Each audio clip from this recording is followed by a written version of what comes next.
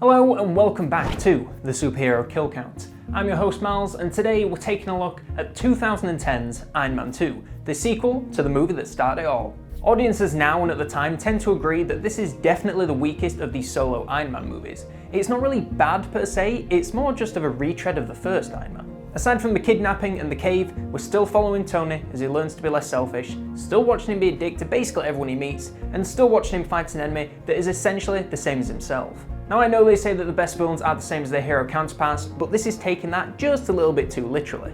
Anyway, we're not here to talk about tropes, we're here to talk about kills, so let's get to the movie and count them up.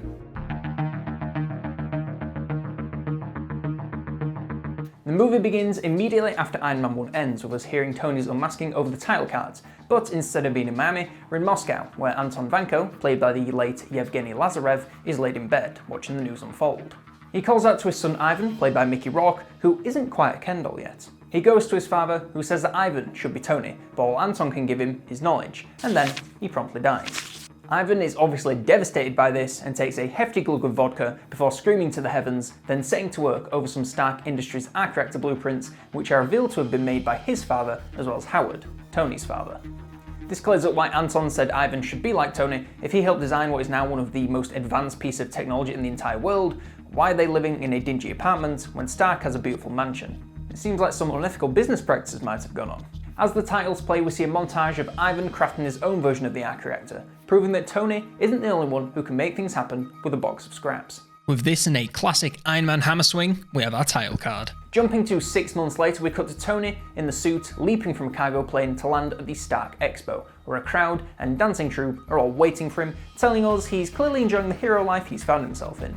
He goes right into a speech that tells us he hasn't really learned his lesson from the last film. Yeah, he's not selling weapons anymore, but he's straight back to inflating his overly sized ego, bragging that the world is at peace because of him and the Iron Man suit, and he's even built this entire expo named after himself. Now yes, technically the original expo plan was his father's, but he could have named it the Howard Stark Expo instead of sharing the glory. Backstage he uses a little gizmo to check his blood toxicity, showing us that he's clearly on a bit of an unsustainable path. After the expo, we jump to a point of view shot of Tony trying to leave, where he comes across reporters, women, and other businessmen all trying to throw themselves in. We even see him talk to some little kids, including this one in a cool Iron Man helmet. According to the High Lord Kevin Feige, this is actually Peter Parker, which explains why Peter is such a nervous wreck around Tony when he gets older. He's literally his hero growing up. We also get our corporate mandated Stan Lee cameo, and this time he's meant to be Larry King, who is of course the legendary TV and radio host, likely here trying to get Tony for an interview because, well, who isn't? And during all of this, he's of course been escorted by Happy Hogan, played again by Jon Favreau, who is again pulling double duty as also the film's director. Just as he thinks he's escaped, there's one more lady waiting by his car, who serves him a subpoena ordering him to appear in court in DC the next day before the Senate Armed Forces Committee, who are basically the people in charge of the military, I think. Look, I'm not a lawyer, but he doesn't look massively pleased about it, so they have to be a big deal. One white transition later, Tony's in court making wisecracks and avoiding questions, just like a real CEO would in this situation. The committee, and specifically Senator Stern, want him to turn over the Iron Man suit to the US government, and Tony argues that he and the suit are one, and he can't turn himself over for, well, reasons. To turn over the Iron Man suit would be to turn over myself, which is tantamount to indentured servitude or prostitution, depending on what state you're in. Stearns calls in Justin Hammer as a weapons expert who's the main weapons contractor for the US government, likely stepping in after Tony pulled out. He argues that the suit is a weapon and not a shield, and that trusting one person to protect an entire nation isn't viable, which, to be fair, is a decently good point. Next, the committee brings in Rhodey, and hang on a minute. Did he do something different with his hair? Look, it's me. I'm here. Deal with it. Let's move on. Okay, we can move on. That's fine with me. But in all seriousness, James Rhodes is played this time, and for the rest of the series so far, by Don Cheadle. According to Terrence Howard, the main reason for this was a pay dispute where Marvel offered him 1/8 of what they originally promised him when he was brought on for a multi-film deal, because they were instead going to pay RDJ the famously astronomical rates that they were, and did. Either way, Don Cheadle stepped in to fill that gap, and I would say that one War Machine times one War Machine is still 2 War Machines. Now that's Terriology. Anywho, Rhodey's called to read lines from a report he's made in Iron Man, with Stearns specifically asking for parts out of context to make Iron Man look as dangerous as possible. They then ask him to share and explain images they found of potential attempts to recreate the Iron Man suit to show how Tony is inspiring more danger than security. Seeing this, Tony breaks into the screens and shares clips of his own of these attempts to showcase how no one can do what he can. He even shows one including Justin Hammer, proving that even the US military is trying to copy his design and no one can come close, at least not for another 5 or 10 years. With that, he makes his exit after some choice words from the senator. F you, buddy. And if you haven't caught on by now, Stearns isn't just your average evil senator. He's really trying to tear Tony down, and we'll find out in later movies who exactly he's trying to replace him with. Back in Moscow, Ivan watches this playing out as he's putting the finishing touches on some sort of suit-based contraption of his own. Clearly Tony isn't as far ahead as he thought. He then picks up an, I'm assuming illegal, passport and tickets to the Grand Prix in Monaco. Back home, Tony does another blood test where we find out he's suffering from palladium poisoning from the cores in his reactor, and it's only going to get worse. Pepper shows up and lists off all the things going wrong in the company due to Tony being so distracted with all the superheroing. They go back and forth about a bunch of issues before he makes her CEO and chairman of Stark Industries on the spot, freeing himself from the day-to-day and allowing him to focus purely on hero stuff. Hero stuff like boxing with Happy Hogan to avoid admin work, and admin work like signing over the entire company to Pepper with the help of a notary, calling herself Natalie Rushman, played of course by Scarlett Johansson in her first of many MCU appearances. He invites her into the ring to spar with Happy while he talks to Pepper about hiring her as his new assistant because of her impressive resume. He looks her up and skims through her CV that confirms she's an expert legal assistant, fluent in several languages, and modelled in Tokyo, which is 100% relevant to the plot, I swear to you. She's also clearly got some self-defense skills, taking down Happy with a fairly ferocious armbar, much to the surprise of the entire room. Over in Monaco, Tony is heading to the Grand Prix, and hang on a minute, wasn't someone else going here? Someone who's like really sinister and thinks they're the same as Tony? Oh yeah, that's right, Elon Musk. Justin Hammer is also there, so we're up to 2 Tony wannabes. He's trying to flex having an interview with Vanity Fair, and he clearly didn't know Christine Everhart, played again by Leslie Bibb, did a, well, I should really just let Pepper say it. Well, she did quite a spread on Tony last year. And she wrote a story as well. While we're here, I just want to point out the great attention to detail on making Hammer feel like a cheap knockoff version of Tony that's desperate to be him with the fake tan stains all over his hands and constantly flexing how well he's doing, when in reality we know that he's just a bit of a bumbling idiot. He honestly is one of my favourite parts of this film. After another blood test showing Tony is rapidly going downhill, he heads down to the track to join the race, which he can obviously easily do since he, naturally, owns one of the racing cars. I should also mention that despite Pepper's protestation, it's pretty clear that Natalie's been taken on as assistant, as she's been helping them get to the table and escorting them around, letting them know their itineraries since they got here. The race gets underway and yet another Iron Man wannabe shows up, and this is actually the one we've all been waiting for. Ivan, or should I call him Whiplash now he's fully dressed, gets through the barricade and powers up his suit, burning off his shirt in the process before slicing a passing car in half like a hot knife through butter. Now, I'm pretty hesitant to count any kills for most of this scene since F1 crashes like this can be survived and the driver even lands the right way up, so don't come for me if I don't count all of them. Seeing this, Pepper and Happy break onto the track with a suspiciously Iron Man looking briefcase. Back on the track, Tony is the next car to get hit and he lies waiting whilst Whiplash makes his approach. You see, if Tony can survive, why can't the other drivers? That being said, as he does, there's a 3-car pileup behind Whiplash, and I'm going to count the guy in the yellow car since it basically explodes in a ball of fire, not really leaving much room for him to survive. The other 2 cars, while still in serious crashes, don't look nearly as bad as yellow, so I'm going to leave them off the count for now. Tony escapes his car just before Ivan can come to pieces, and manages to stall him long enough for Happy to arrive and pin him to the wall at high speed. To the surprise of everyone, including the audience, he's just fine from this. The suit does actually cover parts of his legs, which we catch a glimpse of later on, so he's not just got superhuman abs. Although I think if they burned off his trousers, it would have made for a much different scene. Anyway, he gets right back to attacking them as Tony desperately attempts to get hold of the briefcase. At the last moment, Pepper throws it out of the car, and we get possibly the best suit-up of the entire MCU.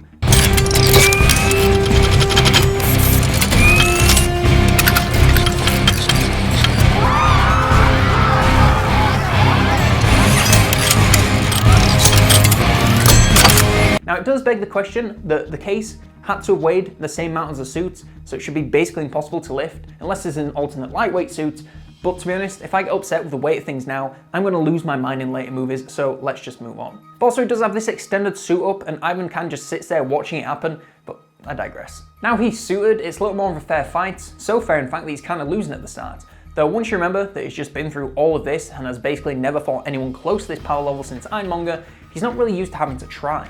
After a bit of being tossed around, he manages to close the gap and take him down, ripping the reactor from his chest. Even after this, Ivan doesn't seem too upset and laughs in Tony's face that he's lost. Later in prison, he elaborates on this a little bit by using the old making God bleed analogy.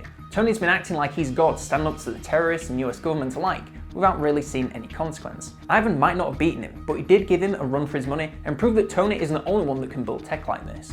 And for one last salt sprinkle in the wound, he knows about Tony's palladium poisoning. He's also almost immediately proven right, as on the plane home, Tony sees that Senator Stearns is calling again for him to turn over his suits, since it's clear he's no longer the only player in the super game.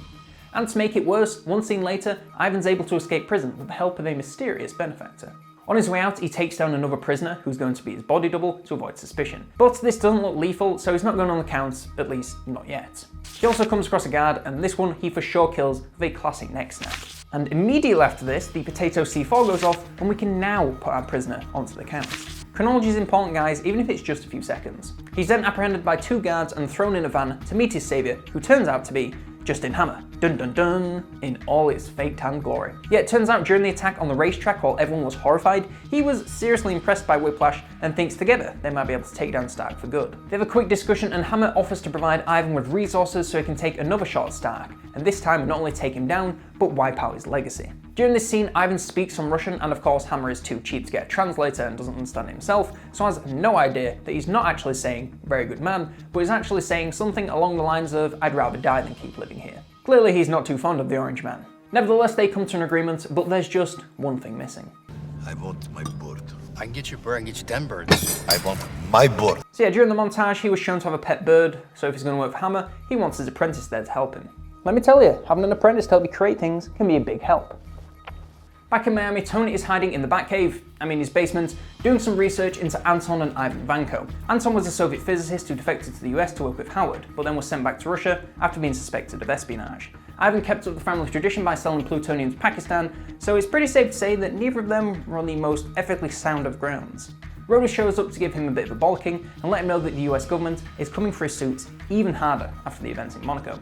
Though he does let up a little bit when he sees Tony struggle to get to his feet after burning through yet another of his palladium cores. The, as Rhodey puts it, high-tech crossword puzzle has spread all the way from his chest to his neck, so it's clear he's rapidly getting worse and needs to fix it before it gets added to the count. In another scene, we even see the palladium concentration in his blood is at 89%, so in a few days it's leapt up with no slowdown in sight. Back at the Hammer compound in Queens, Hammer is shown Ivan around, and we get a good look at how far behind he is despite having this giant facility to work in.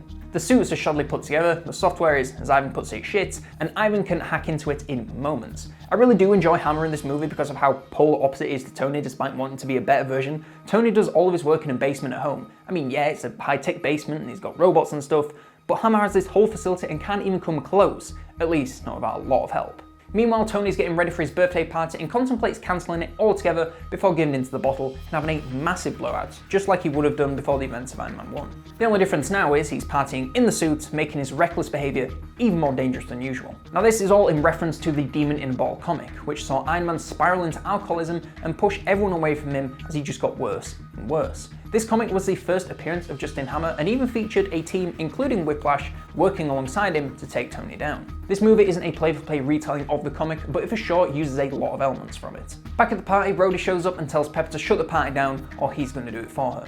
She tries her best, but Tony is too far gone and refuses to slow down, becoming more and more dangerous with the mix of alcohol and bleeding-edge weapons tech. Rhodey heads to the basement and gets into the Mark II silver suit to give him half a chance at shutting Tony down. The more experienced Tony manages to temporarily subdue Rhodey and scares everyone away from his house. Rhodey, however, quickly gets a cheap shot on him and the two let off blasts at the same time, resulting in a massive explosion that knocks both of them out cold. When Tony comes to, Rhodey's flying away in the Mark II armor, landing the next day at Edwards Air Force Base, before preparing to weaponize it with Hammer Tech for a presentation at the expo. Meanwhile, Tony heads to Randy's Donuts to cure his hangover, where he's found by returning Samuel L. Jackson as Nick Fury. They head inside to chat where they're joined by Natalie Rushman, who's actually S.H.I.E.L.D. agent Natasha Romanoff, aka the Black Widow. I am shocked and aghast. Anyway, they give him something to take the edge off of his palladium poisoning and tell him he needs to keep searching for a cure, giving him a box of his dad's old research to give him some pointers. Back at Hammer Industries, they show up with a bird, but Ivan knows it's not his bird. Hammer is yet again cheaping out. What a shock. He also sees Ivan's changing his prototype suits into drones because, quote, people make problems, and he's not best pleased with this, since he wants to dethrone Iron Man with a better suit, not some drone tech. But with no choice and the expo days away, he leaves him to it. Hammer then heads off to weaponize the Mark II armor with a side order of being absolutely goddamn hilarious. This entire scene with Rhodey and the Major sat completely stone-faced while he does his routine. It just cracks me up every single time I see it. I call it the ex-wife. God, that delivery is perfect. Back with Tony, he's sifting through his dad's old work and isn't having much luck until he finds a message for his eyes only telling him the expo is more than just a big park. It represents more than that, but despite everything he achieved in his life, Tony was his greatest creation after all. Isn't that nice? It's so nice that he heads down to Stark Industries' office to make it up to Pepper with a box of strawberries, and would you believe it? She's allergic to just one thing on Earth.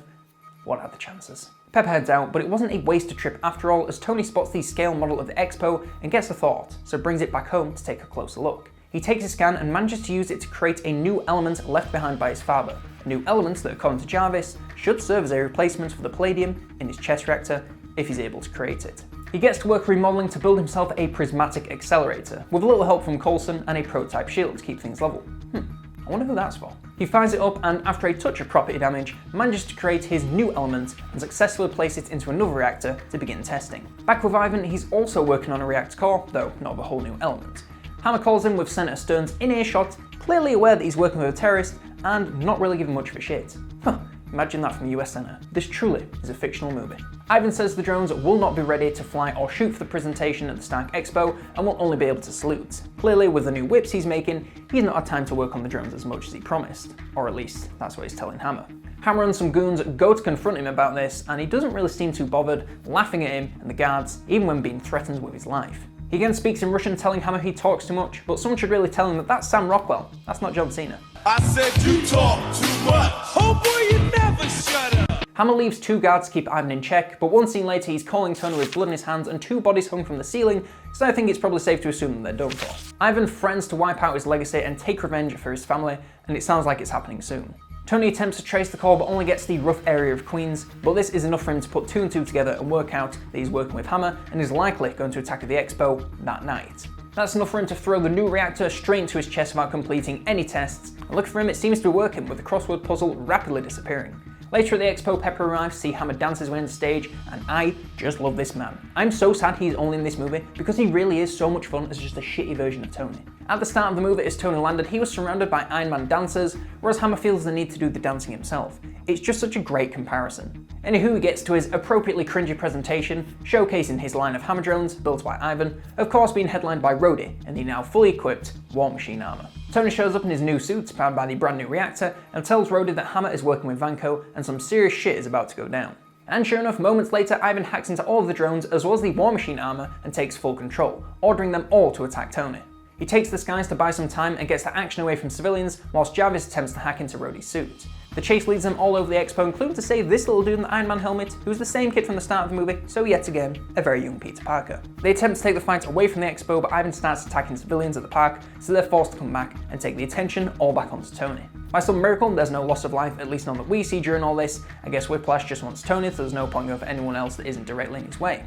Meanwhile, Pepper and Natasha confront Hammer and get him to tell him where Ivan's being kept, leading Natasha and Happy to head over to take him down. En route, Natasha gets changed into her Black Widow gear in a very necessary scene that adds lots to the film, and I promise you guys it wasn't just put there so we could see a half-naked Scarlett Johansson. Look Happy, he's getting a real eye full of plot, so much so that it nearly crashes the car. Once there, they break into the facility and take down the guards, with Happy kicking this guard's ass with some of that boxing from earlier, and Widow walking through the rest of them like nothing, but we don't actually see any kills here. Just as they break into his room, he's gone, but at least they can reboot Rhodey's suit to give him back control, just in time for more drones to arrive. Even with 2 Iron Man suits, they still give him a run for their money with a hail of bullets and explosives coming from all directions. Still, just because they're in mortal danger doesn't mean they can't have some good old laddie fun. See that? Yeah, nice. Just as it's getting too hot, Tony pulls out his fancy laser attack to take the rest of them down and give them a minute to catch their breath.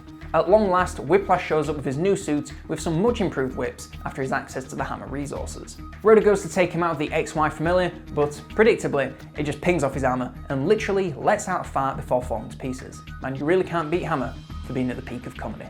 They get fighting and Whiplash looks like he has both men under his control, with them both being wrapped up in his whips, but at the last minute they realise they can use their blast collision from earlier to take him down. And for some reason, he just sits there, waiting for it to happen despite being in earshot of them saying literally what they're going to do. Anyway, afterwards, Whiplash is clearly at death's door, and his suit, as well as all the other drones, begin to flash red, about to explode. Tony realises Pep's in danger, somehow, and rushes to clear her of any explosion, just in the nick of time as they all go off, and Whiplash is presumably gone for good. And yeah, I'm saying he killed himself. We saw Tony and Rhodey survive this blast earlier, and he's well enough to speak afterwards. The explosion only took a few seconds to go off after this, so I'm going to say he finished himself off, even if being close to the blast would have taken him eventually. Pepper and Tony kiss on the roof, finally admitting they've got the hots for each other, not realising Rhodey is literally sitting right there. He flies up with the suits, leading them to work out how they're going to spin this out of a HR field day, and we fade to later on, showing Tony considering signing on to the Avengers with Nick Fury. They go over his assessments by Agent Romanov, where she recommends Iron Man for the Avengers initiative, but not Tony Stark, leaving him in a state of limbo whether he can join or not. But it's clear now that he wants to be on board, having grown quite a lot over the course of the movie. Again, they decide to take him on as a consultant on the condition that Fury can get Tony someone special to present his medal. This someone special is of course Senator Stearns, who, if you ask me, should be under some sort of investigation right now, but I digress. One medal ceremony and some not so subtle double meaning later. Sorry. Funny how annoying a little prick can be, isn't it? And rather credits. But of course, it's not a Marvel movie without a post-credits scene. And in this one, we see Agent Coulson headed down to New Mexico to investigate a fairly large crater with a big old hammer in the middle. What a shocking reveal. So, how many people got down in this second of the Iron Man saga? Let's head to the numbers and find out.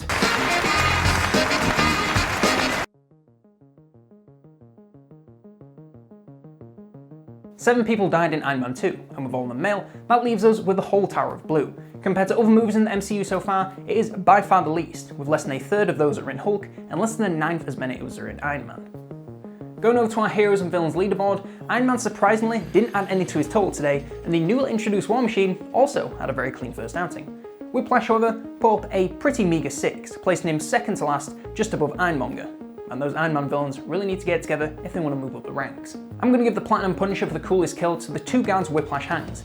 Yes, they die off screen, but the image of him casually on the phone while they're just up there behind him is pretty intense. Plus he did all of it with his bare hands and it was 2 versus 1.